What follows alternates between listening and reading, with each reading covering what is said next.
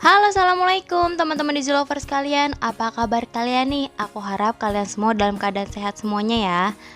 Dan untuk di video kali ini aku mau ngelanjutin alur cerita di Rilis Ertugrul episode 15 part 2. Jadi sebelum itu jangan lupa untuk di like, komen, subscribe, dan juga share ya. Oke deh, mari kita saksikan videonya.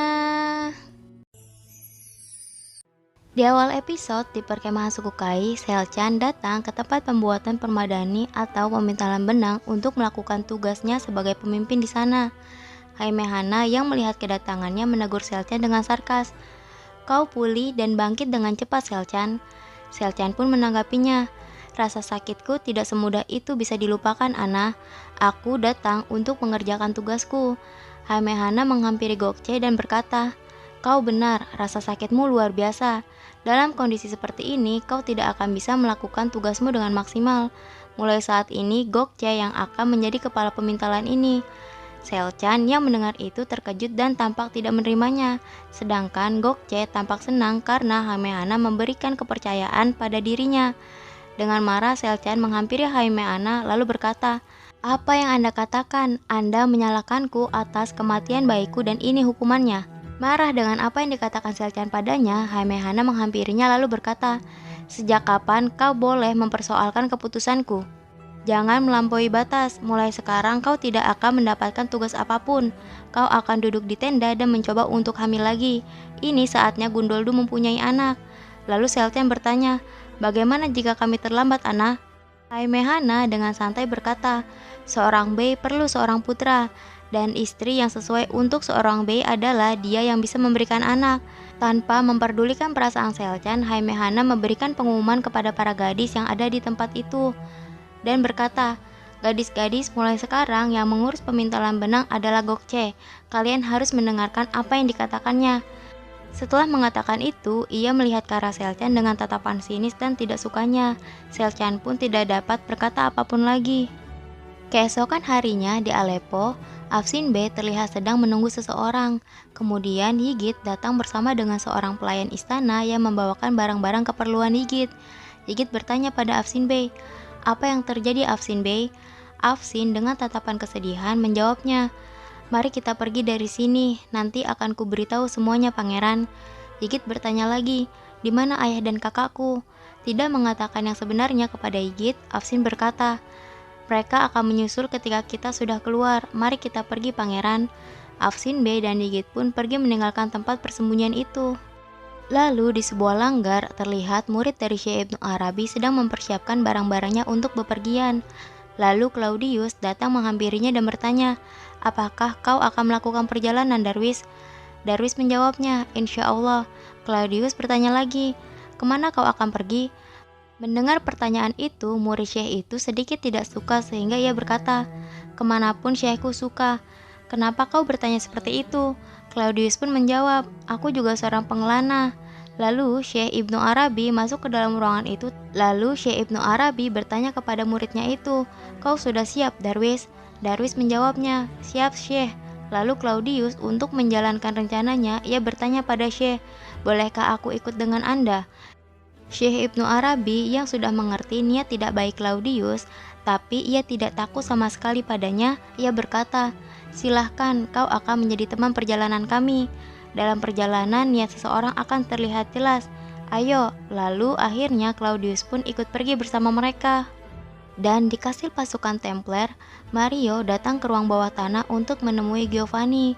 Pada saat itu Giovanni sedang sholat di dalam tahanan itu. Setelah ia selesai sholat, ia bangun sambil bertanya, "Apa yang kau inginkan, Mario?" Setelah ia menoleh ke arah Mario, ternyata ia adalah Isadora yang menyamar sebagai Mario. Isadora sambil menangis memanggilnya, "Baba." Giovanni tampak terkejut melihat kedatangan Isadora. Ketika ia menyadari bahwa yang datang adalah anaknya, ia menangis sambil memeluk Isadora. Ia pun mengucapkan syukur kepada Allah karena telah dipertemukan oleh anaknya itu. Lalu Giovanni berkata pada Isadora, "Lakum dinukum waliyadin." Untukmu agamamu dan untukku agamaku, putriku. Tapi aku butuh bantuanmu untuk mengakhiri penganiayaan atas kemanusiaan ini. Tapi pertama, sebelum menyelamatkanku, dalam mimpiku Syekh Ibnu Arabi menyuruhku untuk melindungi suku Kai. Lalu aku berkata, bagaimana aku melindungi suku Kai sedangkan aku di dalam penjara? Lalu ia bilang, nanti ketika saatnya tiba. Lalu putriku datang dan saat itu tiba. Jangan biarkan Petruchio memperalat Turgut. Sambil menangis, Isadora memeluk dan mencium tangan ayahnya itu. Lalu di sisi Syekh Ibnu Arabi, ia, Darwis, dan juga Claudius sedang dalam perjalanannya. Lalu saat Ibnu Arabi melihat lahan yang cukup luas, ia meminta untuk beristirahat di tempat itu. Lalu ia berkata pada Darwis, cari sesuatu untuk dimakan dan kumpulkan kayu bakar. Darwis itu pun pergi memenuhi perintah Syekh. Setelah kepergian Darwis, Ibnu Arabi pun duduk untuk beristirahat. Claudius pergi ke arah belakang Syekh, lalu ia mengeluarkan belatinya dan menghunuskan belatinya di leher Ibnu Arabi dengan berkata, siapa yang akan melindungimu dariku? Tanpa merasa takut dengan apa yang terjadi padanya, Syekh Ibnu Arabi berkata, pertolongan Allah sangatlah banyak. Lalu Claudius bertanya sambil membuka tas Ibnu Arabi, apakah pusaka ada di dalam? Lalu Darwis datang sambil membawa kayu bakar. Ketika melihat apa yang dilakukan Claudius pada syekhnya, ia melempar kayu bakar itu lalu dengan panik menghampiri mereka. Syekh Ibnu Arabi berusaha menenangkan Darwis. Lalu tak disangka-sangka sebuah anak panah melesat ke arah Claudius. Usaha untuk menghindari busur panah itu, Claudius pun terjatuh. Ternyata anak panah itu berasal dari Ertugrul, yang mana sedang dalam perjalanan mereka menuju perkemahan suku Kai. Lalu mereka menghampiri Syekh. Pertama, Doan mulai menyerang Claudius. Claudius sebagai kaki tangan Kardinal Thomas, ia memiliki kemampuan bertarung yang sangat baik, sehingga Doan kalah olehnya. Kemudian Bamsi pun menghadapinya. Beberapa kali Bamsi berhasil melawan Claudius, tapi ternyata ia juga dikalahkan oleh Claudius. Dan akhirnya Ertugrul yang turun tangan menyerangnya. Tidak sama dengan Doan dan Bamsi, Ertugrul berhasil melawan Claudius, hingga akhirnya Claudius melarikan diri. Doan dan Bamsi pun mencoba untuk mengejarnya. Ertugrul segera menghampiri Syekh dan bertanya, apa Anda baik-baik saja? Syekh pun mengucapkan terima kasihnya pada Ertugrul. Ertugrul bertanya lagi, siapa penjahat itu? Syekh pun menjawabnya, ia adalah salah seorang yang membuat tipu daya. Setelah lama menunggu kedatangan Bamsi dan Doan yang mengejar Claudius sampai mereka pun akhirnya datang, Ertugrul bertanya pada Syekh, kemana kau akan pergi? Syekh pun berkata, jika kalian tidak keberatan, aku mau bertamu ke perkemahan suku Kai. Ertugrul menjawabnya, kami merasa terhormat, mari berangkat bersama. Kemudian Ertugrul tidak hanya bersama dengan Halime, kesatrianya Syekh Ibnu Arabi dan muridnya, ia juga datang bersama dengan Komandan Sultan Al-Aziz. Genderang tanda kedatangan pun berbunyi. Haime Hana keluar dari tenda utama dan Gokce pun melihat dari balik tendanya melihat Halime datang bersama Ertugrul, membuatnya kecewa dan sedih.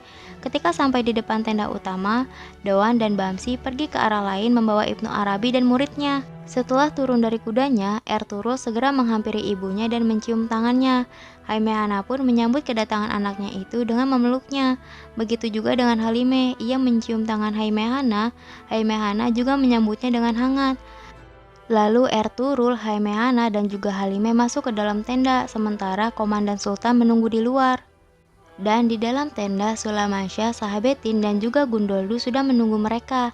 Haime Hana berkata pada Sulamasya, Bey, jika Anda izinkan, Halime ingin menyapa Anda. Sulamasya pun menyambut kedatangan Halime Sultana. Halime berkata, kalau diperbolehkan, aku ingin mencium tangan Anda. Mendengar permintaan Halime, Sulamasya pun berdiri diikuti oleh Gundoldu dan Sahabetin. Melihat itu, Halime dengan santun berkata, aku bukan orang penting sehingga Anda harus berdiri, Sulamasya. Anda sudah meluangkan waktu dan tenaga untuk menyelamatkan keluargaku. Karena itulah aku menganggapmu seperti seorang ayah. Sulamasya pun tersenyum lalu memberikan tangannya untuk ia cium.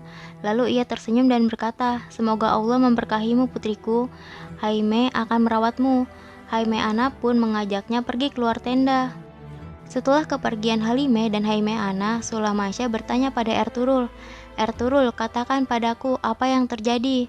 Ertugrul pun menjawabnya, Bey, jika diizinkan, Komandan Gunhan ingin membicarakan sesuatu pada Anda. Sulamasya pun mempersilahkannya. Ertugrul pun memerintahkan komandan itu untuk masuk. Sebelumnya, komandan itu masuk dengan kepala tegak dan sombong. Tapi kali ini komandan itu terlihat tampak malu, lalu ia berkata, Aku datang, pertama, aku ingin meminta Anda dan seluruh B Anda untuk menerima permohonan maaf kami. Ini bukan hanya atas namaku, tapi juga atas nama Yang Mulia Emir. Pasukan kami yang mengepung perkemahan kalian akan segera ditarik mundur. Mendengar itu, Sulamasya tersenyum menerima permohonan maaf dari Sultan Al-Aziz. Lalu komandan itu berkata pada Atabei Sahabetin, "Atabei, yang Mulia mengumumkan pembebasan Anda dari segala tuduhan lewat suratnya, dan beliau meminta Anda untuk memegang komandan pasukan selama penarikan mundur." Lalu komandan itu pun meninggalkan tenda utama suku Kai. Setelah itu, Komandan Nasser dibawa ke alun-alun perkemahan tepat di depan tenda utama suku Kai. Ia diikat di sebuah tiang dan ditonton oleh seluruh masyarakat suku Kai. Sulamasya pun keluar dari tendanya dan berkata pada seluruh rakyatnya, "Rakyatku, para beyku, saudara-saudaraku, dan para kesatria pemberaniku, sejak meninggalkan pegunungan Outluken, kita bertahan dari berbagai kekerasan. Hari ini dunia Islam menjadi target kekacauan dan perangkap. Pasukan salib selama bertahun-tahun datang seperti hujan mencoba menghancurkan kita. Sementara situasi semakin berbahaya, mereka ingin kita saling bermusuhan. Semoga Allah menjaga persatuan kaum muslimin. Jadi keadilan dan persaudaraan harus dikuatkan." Lalu Sulamasya mengeluarkan pedangnya dan melanjutkan, "Mulai sekarang bersiaplah selalu untuk peperangan." Lalu ia berkata pada Ertugrul, "Ertugrul, eksekusilah orang ini yang sudah melakukan kekejaman di Aleppo. Ini adalah hakmu." Ia menyerahkan pedangnya pada Ertugrul. Ertugrul pun menerimanya, lalu ia segera menghampiri Nasser. Lalu ia menghunuskan pedangnya di leher Nasser. Kemudian ia menjalani eksekusinya dengan memotong leher Nasser. Dan setelah menjalankan eksekusinya, ia memberikan salam sebagai tanda hormat kepada Sulamasya. Lalu ia mengembalikan pedang itu ke Sulamasya dan kembali pada posisinya. Apa yang akan terjadi selanjutnya dalam perjuangan Ertugrul menghadapi permasalahan-permasalahan yang akan datang? Mari kita saksikan di video selanjutnya. Thank you for watching. Wassalamualaikum.